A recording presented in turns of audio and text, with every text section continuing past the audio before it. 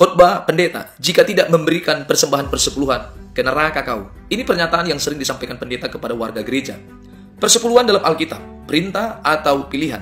Persepuluhan dalam Perjanjian Lama, konsep persepuluhan berasal dari hukum Taurat, di mana umat Israel diperintahkan untuk memberikan 1/10 dari hasil panen dan ternak mereka kepada suku Lewi sebagai bentuk pemeliharaan bagi para imam dan pekerjaan di Bait Allah. Di dalam Malaki pasal 3 ayat yang ke-10, ayat ini sering dikutip oleh pendeta yang menekankan pentingnya persepuluhan. Namun dalam konteksnya, Tuhan berbicara kepada bangsa Israel yang telah mengabaikan kewajiban hukum Taurat mereka, bukan kepada gereja dalam Perjanjian Baru. Ancaman neraka karena tidak memberi persepuluhan. Apakah alkitabiah? Pernyataan jika tidak memberikan persepuluhan ke neraka kau adalah bentuk manipulasi rohani, spiritual abuse, yang bertentangan dengan ajaran kasih karunia dalam Perjanjian Baru. Keselamatan dalam kekristenan bukan berdasarkan persepuluhan, tetapi iman kepada Yesus Kristus. Di dalam Efesus pasal 2 ayat yang ke-8, sebab karena kasih karunia kamu diselamatkan oleh iman, itu bukan hasil usahamu tetapi pemberian Allah. Ancaman neraka untuk yang tidak memberi persepuluhan tidak memiliki dasar teologis dalam Perjanjian Baru.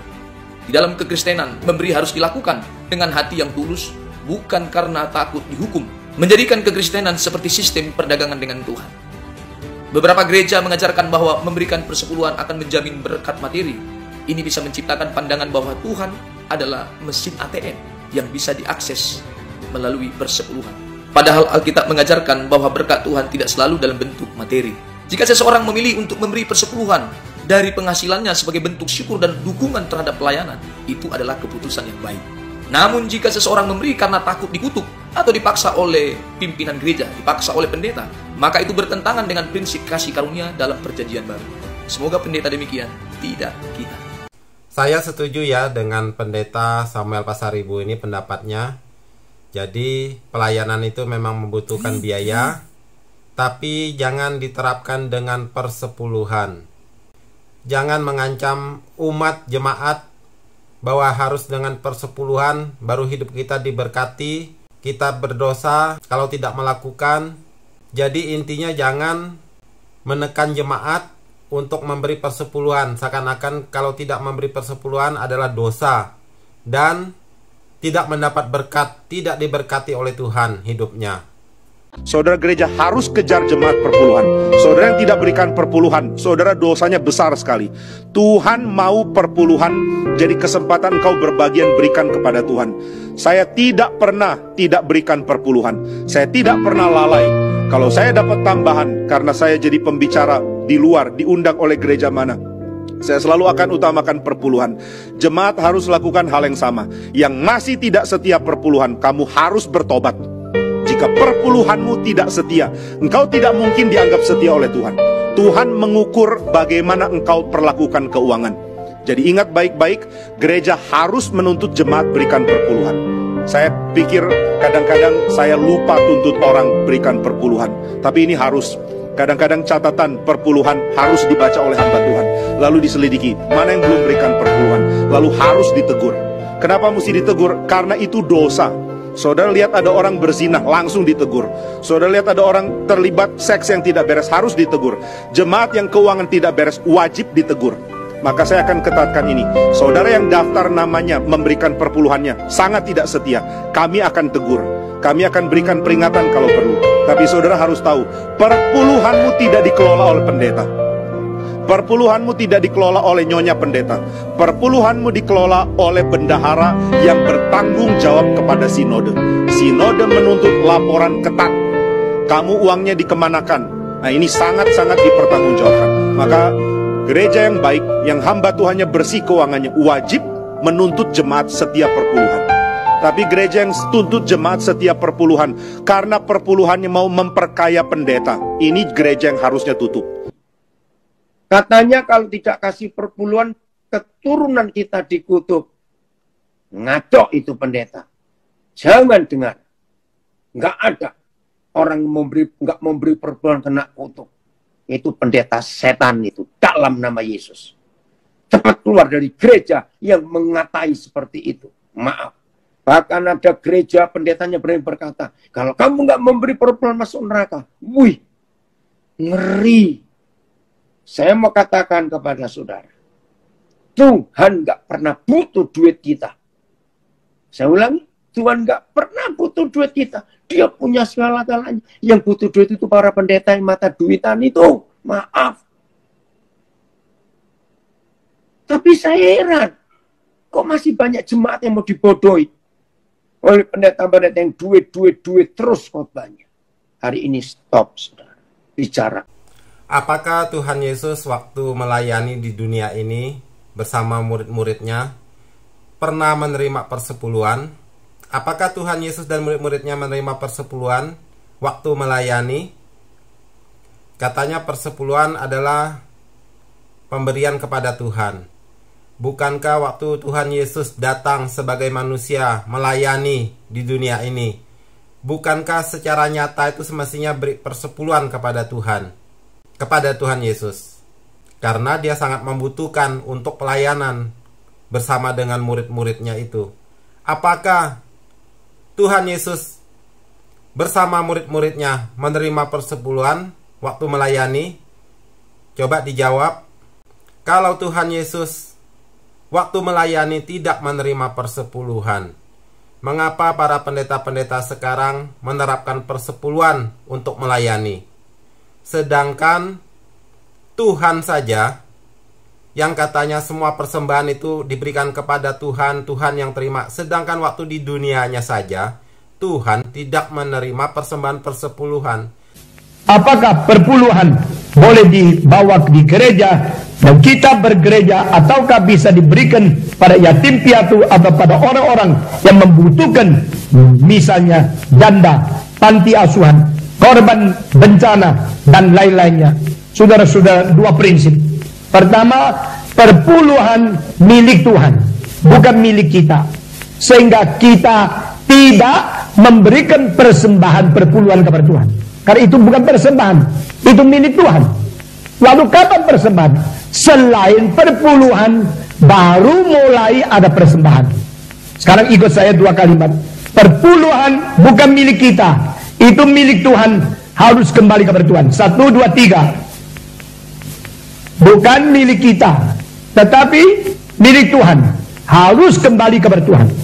Yesus berkata, yang kepunyaan Kaisar berikan kepada Kaisar, yang kepunyaan Tuhan Allah berikan kepada Allah. Ini prinsipnya. Kedua, persembahan, yaitu setelah perpuluhan kembali kepada Tuhan, engkau mencintai Tuhan, engkau memberikan di luar perpuluhan, itu baru persembahan. Nah, ini prinsip pertama. Kedua, yang milik Tuhan serahkan untuk pekerjaan Tuhan sepenuhnya, masuk ke dalam kas gereja. Tetapi kalau gerejamu tidak setia, gerejamu uangnya dimiliki oleh seorang pendeta, perpuluhan dirampas oleh dia sendiri.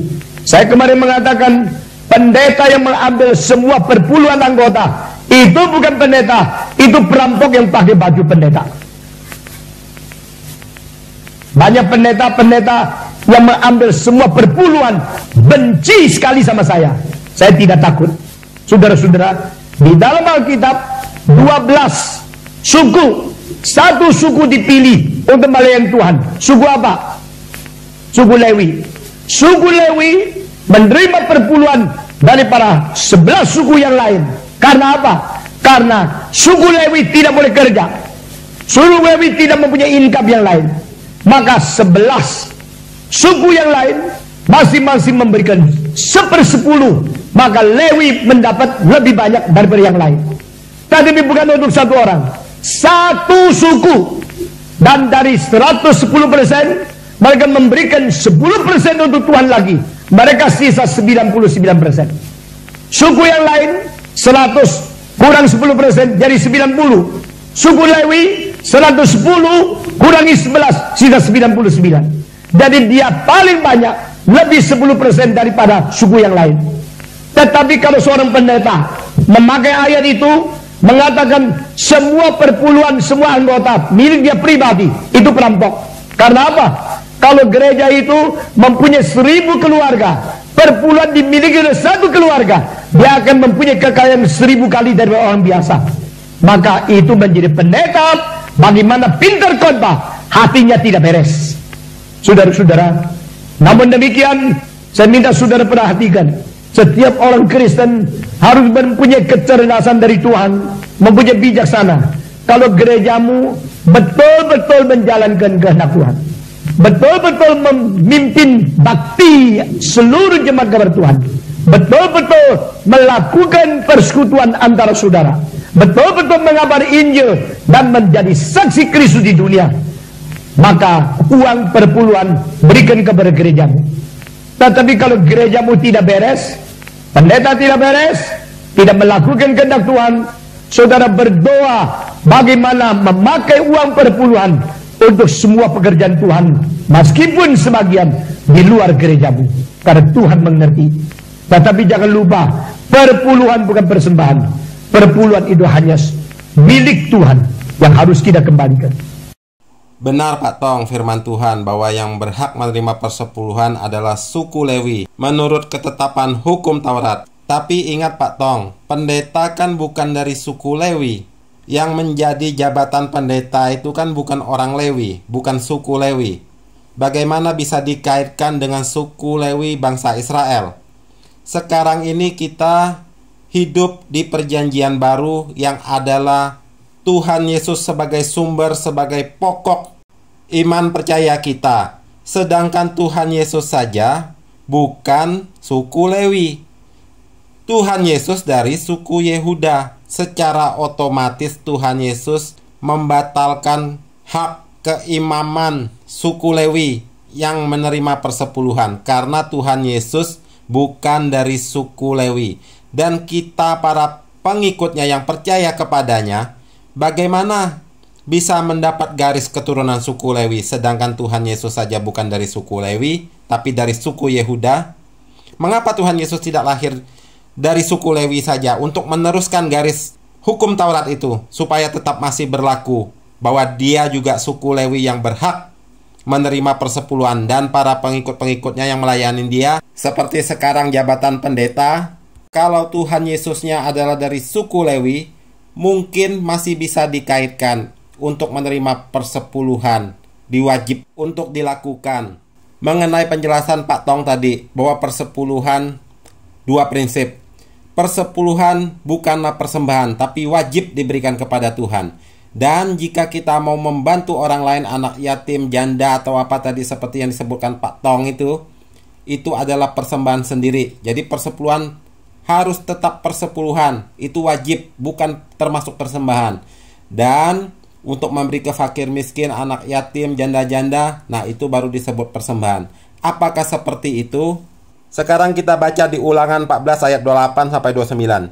Pada akhir 3 tahun, engkau harus mengeluarkan segala persembahan persepuluhan dari hasil tanahmu dalam tahun itu dan menaruhnya di dalam kotamu. Maka orang Lewi, karena ia tidak mendapat bagian milik pusaka bersama-sama engkau, dan orang asing, anak yatim dan janda yang di dalam tempatmu akan datang makan dan menjadi kenyang, supaya Tuhan Allahmu memberkati engkau di dalam segala usaha yang dikerjakan tanganmu. Jadi persepuluhan itu bukan cuma untuk orang Lewi saja, tetapi untuk dibagikan kepada orang asing, anak yatim, dan janda yang di dalam tempatmu. Ya, jadi penafsiran pembagian persepuluhan aja itu sudah salah. Persepuluhan bukan diberikan hanya kepada orang Lewi saja, tetapi ada bagian-bagian, yaitu orang-orang asing, anak yatim, dan janda. Tapi pengajaran gereja sekarang yang diajarkan oleh para pendeta-pendeta itu adalah persepuluhan, adalah tetap persepuluhan seperti Pak Tong tadi yang bicara. Dan untuk membantu orang-orang lain itu adalah diakonia. Istilah baru sekarang, istilah diakonia. Jadi dalam hal ini saja sudah sangat memberatkan. Semua dibebankan kepada jemaat. Persepuluhan sendiri, diakonia sendiri, nanti ada bagian misinya sendiri. Nanti kalau untuk pembangunan gedung gereja ada sendiri lagi. Jadi semua suka-suka diatur. Yang menerima persembahan persepuluhan diambil semua oleh pendeta, dianggap oleh pendeta yang sistem makan gaji, dianggap itu adalah suatu dosa karena diambil semua. Dan mereka yang sistem gaji yang benar. Semestinya persepuluhan itu tidak diterapkan lagi, tidak diberlakukan lagi. Itu baru yang benar. Karena Tuhan Yesus tidak menerima persepuluhan selama dia melayani. Dan Tuhan Yesus bukanlah suku Lewi. Banyak yang datang kepada saya bertanya gini, Bu, perpuluhan itu kan zaman perjanjian lama, Bu. Di perjanjian baru sudah nggak ada perpuluhan. Saya bilang, sama Tuhan tuh nggak usah hitung-hitungan. Kenapa kita harus memberi perpuluhan? Untuk melatih diri supaya kita ini tidak tamak, nggak rakus akan uang, tidak mata duitan, dan tidak menjadi hamba uang. Sebenarnya 1000% di hidup kita ini milik Tuhan. Tapi kita hanya disuruh mengembalikan takaran pemberian kita itu 10% minimal. Lebih dari itu silakan puji Tuhan, haleluya 12 kali. Tapi kita hanya disuruh mengembalikan takaran pemberian kita itu 10% minimal. Lebih dari itu silakan puji Tuhan, haleluya 12 kali. Saudara, Tuhan berkata, siapa yang menabur sedikit akan menuai sedikit juga. Tapi siapa menabur banyak akan menuai banyak juga. Tapi orang Kristen maunya sedikit tapi nuainya bertobat. Ya, apalagi menabur, saudara, ngasih persembahan sambil nyanyi. Persembahan kami sedikit sekali. Udah sedikit ngomong lagi. Kiranya Tuhan terimalah. Dengan apa? Dengan senang hati. Lalu terdengar suara dari surga, balas. Lalu terdengar suara dari surga, balas. Lalu terdengar suara dari surga, balas. Berkat yang ku beri sedikit sekali, kiranya engkau terimalah dengan pedih hati. Emang enak? Ya, maunya naburnya sedikit tapi dapatnya banyak. Giliran Tuhan bilang berkat yang ku beri sedikit sekali, terima itu dengan senang hati, maka kita nggak mau. Kalau engkau mau mengalami terobosan dalam hal keuangan, maka engkau harus belajar untuk menabur. Ini prinsip kerajaan Allah. Tapi banyak orang Kristen tidak mengerti. Ketika mereka terima duit, gaji langsung masuk rekening, masuk dompet, didoakan dalam nama Yesus, tidak keluar-keluar lagi. Ngaku aja ayo, iya kan? Kalau itu kita bertobat. Ini pendeta Debbie Basir ini terkenal ya di media sosial ya. Tapi kalau udah berbicara masalah uang, persepuluhan, kita bisa nilai.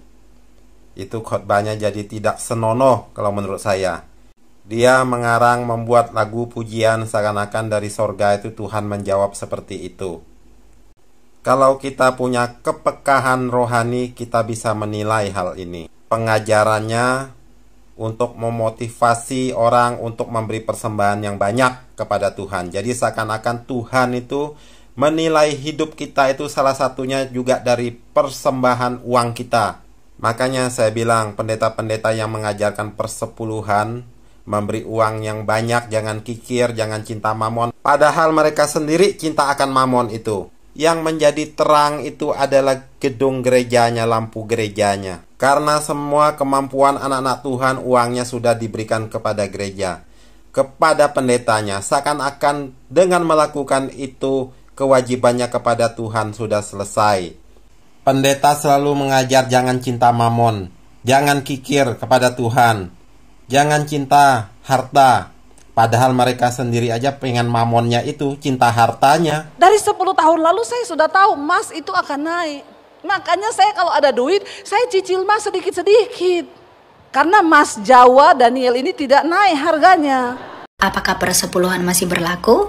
Secara seremonial persepuluhan tidak lagi berlaku karena telah digenapi oleh Yesus Kristus melalui kematian dan kebangkitannya. Kalau kita merujuk kepada Kolose 2 ayat 16 dan juga 17. Lalu bagaimana jikalau kita ingin memberi kepada gereja, dan bagaimana sikap kita kalau kita ingin memberi kepada gereja sebagai bentuk ucapan syukur kita? Kita harus kembali kepada prinsip yang diajarkan Rasul Paulus di dalam suratnya yang kedua kepada jemaat di Korintus, dalam 2 Korintus 9 ayat 7. Hendaklah kita memberikan menurut kerelaan hati kita masing-masing dan tanpa terbebani dan tanpa paksaan.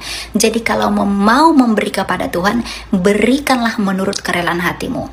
Boleh 10%, boleh 20%, boleh 5%, boleh 1%, atau berapa persen pun yang kamu mau berikan kepada gereja, tetapi harus dimotivasi dengan Efesus 2 ayat 15. Sebab dengan matinya sebagai manusia ia telah membatalkan hukum Taurat dengan segala perintah dan ketentuannya, untuk menciptakan keduanya menjadi satu manusia baru di dalam dirinya, dan dengan itu mengadakan damai sejahtera. Jadi persepuluhan itu adalah produk hukum Taurat. Dan menurut Efesus 2 ayat 15 ini firman Tuhan berkata, sebab dengan matinya sebagai manusia ia telah membatalkan hukum Taurat dengan segala perintah dan ketentuannya. Jadi saya setuju ya dengan Elia Meron bahwa persembahan itu sesuai di 2 Korintus 9 ayat yang ke-7. Hendaklah masing-masing memberikan menurut kerelaan hatinya, jangan dengan sedih hati atau karena paksaan, sebab Allah mengasihi orang yang memberi dengan sukacita. Itulah pemberian kita orang-orang yang percaya kepada Tuhan Yesus di perjanjian baru, yang sudah tidak menerapkan lagi persembahan persepuluhan menurut hukum Taurat. Persembahan persepuluhan itu tidak perlu menodong Tuhan. Kita lakukan demi menyenangkan hati Allah. Kita kembalikan. Dari sejak kecil, anak-anak kami kalau terima barang, waktu kecil ice cream contohnya, setiap kali mereka mau makan pertama, saya selalu buka mulut saya sambil menunduk begini.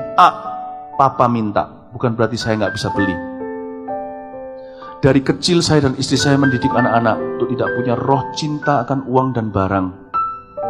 Ketika mereka dapat angpauan, katakan setahun sekali dari om, tante, engkongnya, segala, mereka pisah-pisahkan uangnya. Selalu saya, mamanya, sisihkan 10%, mereka bawa ke gereja, mereka kembalikan kepada Tuhan. Mereka pisah-pisahkan uangnya, selalu saya, mamanya, sisihkan 10%, mereka bawa ke gereja, mereka kembalikan kepada Tuhan. Saya ajari anak-anak saya dari kecil, perpuluhan bukan bicara soal 10%. Gaya hidup, tidak cinta money, tidak cinta barang, tidak cinta uang. Kedengarannya khotbahnya bagus ya, untuk mengajar supaya tidak cinta barang, tidak cinta uang. Tapi kenapa pendetanya yang cinta uang, cinta mamon itu? Sekarang ditanya, kalau anak-anaknya memberikan persepuluhan, dimotivasi kepada gereja, ada pendeta yang mengambil semua persepuluhan itu untuk dirinya sendiri. Bukankah itu kembalinya ke papanya juga, ke pendetanya itu, ya kan? Nah, sekarang memotivasi kepada orang tua jemaatnya supaya anaknya melakukan seperti yang dilakukan oleh pendeta tersebut, supaya anak-anak mereka juga kalau mendapat sesuatu, pemberian uang atau apa gitu, mungkin uang diberi tantenya, omnya, neneknya, atau siapa saja, mungkin dari orang tuanya kasih uang jajan, harus disisihkan 10% untuk diberikan kepada Tuhan, katanya, untuk melatih kerohaniannya. Apakah melatih kerohanian yang baik itu selalu memberi persepuluhan ke gereja? Selalu larinya ke gereja, ke hamba Tuhan, yang kalau hamba Tuhannya itu mengambil semua itu persepuluhan, bukankah itu semuanya menjadi milik seseorang individu saja? Kenapa hamba Tuhan tidak pernah mengajarkan bahwa berilah persepuluhan kalau kalian misalkan mau menjalankan persepuluhan kepada orang luar yang susah hidupnya, kepada mungkin pemulung-pemulung atau anak-anak di bawah kolong jembatan? Kenapa larinya harus ke kantong pendetanya? Coba lihat ya, keanehan-keanehan pengajaran kalau udah berbicara uang, itu melampaui hukum Taurat. di hukum Taurat saja tidak mengajarkan persepuluhan kepada anak-anak. Kayaknya saya belum pernah deh baca ada ayatnya anak-anak diwajibkan melakukan persepuluhan di zamannya hukum Taurat. Nah sekarang di perjanjian anugerah ini yang kata firman tadi sudah dibatalkan hukum Taurat itu dengan kematian Tuhan Yesus di atas kayu salib dengan segala perintah dan ketentuannya. Tapi para pendeta itu tidak menemukan arti ayat ini. Segala pemahaman tentang kehadiran Tuhan Yesus dan kematiannya tidak dimengerti. Mereka masih mengkotak-katik perjanjian lama untuk mencari sesuatu yang bisa menguntungkan. Perpuluhan itu adalah sebuah kebiasaan atau gaya hidup yang sangat baik buat kita semuanya. Dan ada orang tertentu yang mendebat hal itu harus berpikir bahwa kalau kita mau ikut perjanjian baru, ikuti kata-kata Tuhan tadi. Jual segala yang kau miliki, besar upahmu di surga. Kalau kita tidak mampu, jangan kita mengeluh 10% yang kita belajar kembalikan setiap bulan kepada Tuhan. Pertanyaannya Pak Pendeta, tidak Pak Pendeta saja yang menjual seluruh harta milik Pak Pendeta dan mengikut Tuhan. Kenapa ayat itu dipakaikan untuk kepada jemaat? Bukankah itu adalah untuk orang yang melayani Tuhan? Kata Tuhan, ikut aku melayani. Seperti murid-murid itu, ikut Tuhan Yesus, tidak mencintai harta lagi. Mengapa ayat itu diputar balik seakan-akan itu berlaku untuk jemaat? Kenapa itu tidak digunakan untuk Pak Pendeta menjual seluruh harta milik bendanya itu? Jangan cinta mamon, ikut Tuhan, jual seluruhnya itu. Jangan malah dibalikkan supaya itu ayat berlaku kepada jemaat. Itu adalah kepada orang yang dipanggil Tuhan untuk mengikut dia dalam pelayanan. Makanya kalau udah berbicara tentang uang, firman Tuhan bisa diputar balik. Sekarang itu perpuluhan sudah tidak berlaku lagi. Alasannya adalah dia mengatakan bahwa di dalam perjanjian baru tidak diajarkan itu. Saudara, kita akan coba lihat, saudara. Pertama, argumentasi bahwa di dalam perjanjian baru tidak diajarkan berarti tidak berlaku. Itu namanya adalah argument from silence. Ini termasuk kesesatan logika, kesesatan pikir, saudara. Hanya karena perjanjian baru tidak mengungkapkan itu, berarti tidak diajarkan. Nah, itu tidak sah, saudara. Tapi selanjutnya, kita boleh coba lihat, saudara. Apakah betul sih di dalam perjanjian baru tidak ada?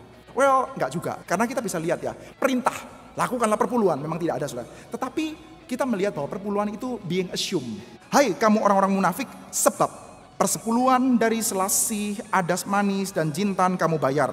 Tetapi yang penting dari hukum Taurat kamu abaikan, yaitu keadilan dan belas kasihan dan kesetiaan.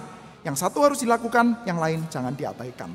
Yang satu harus dilakukan dan yang lain jangan diabaikan.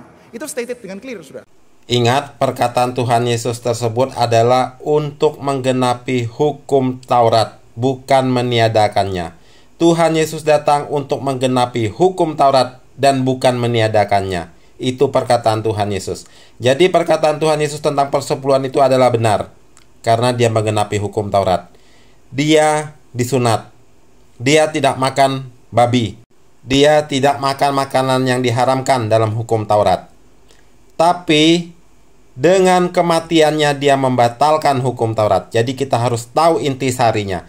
Kedatangan Tuhan Yesus adalah untuk menggenapi hukum Taurat karena dia adalah Mesias. Tetapi dengan kematiannya dia membatalkan hukum Taurat.